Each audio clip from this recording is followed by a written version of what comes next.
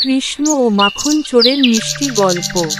গোকুল গ্রামে একদিন ভোরবেলা, চারদিকে ঘন কুয়াশা, পাখির কিচিরমিচির ধ্বনি, আর গোপাল কৃষ্ণ তার বন্ধুদের সঙ্গে খেলায় ব্যস্ত। কৃষ্ণ ছোটবেলা থেকেই খুব দুষ্টু, তবে সেই দুষ্টুমির মধ্যেও ছিল অদ্ভুত মাধুর্য।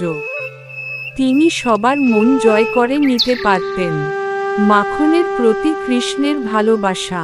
গোকুলের ঘরে ঘরে তখন মাখন বানানোর প্রস্তুতি চলে। গোপিনীরা খুব যত্ন করে দই জমিয়ে মাখন তুলতেন, কিন্তু তাদের বড় ভয় ছিল কৃষ্ণ এসে সব মাখন খেয়ে না ফেলে। একদিন গোপাল কৃষ্ণ আর তার বন্ধু সুধামা, মাধব আর বলরাম মিলে ঠিক করল, আজ একটা ঘর থেকে মাখন চুরি করতেই হবে।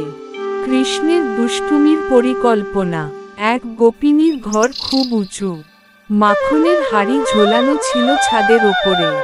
কৃষ্ণ বলল, চলো সবাই মিলে মানুষ সিঁড়ি বানাই। বন্ধুরা একে একে দাঁড়িয়ে সিঁড়ি তৈরি করল।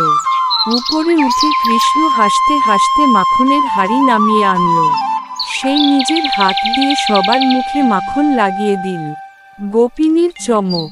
এদিকে গোপিনী ঘরে ঢুকে দেখে হাড়ি খালি, আর মেঝেতে পুরো মাখন মাখামাখি।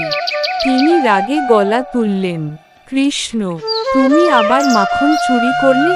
কৃষ্ণ মাথা নিচু করে বলল, মা, আমি তো চুরি করি নাই, আমি শুধু তোমার মাখনটা টেস্ট করলাম। গোপিনীর রাগ আর রইল না। কৃষ্ণের সেই মিষ্টি হাসি দেখলে রাগকারী বাথাকে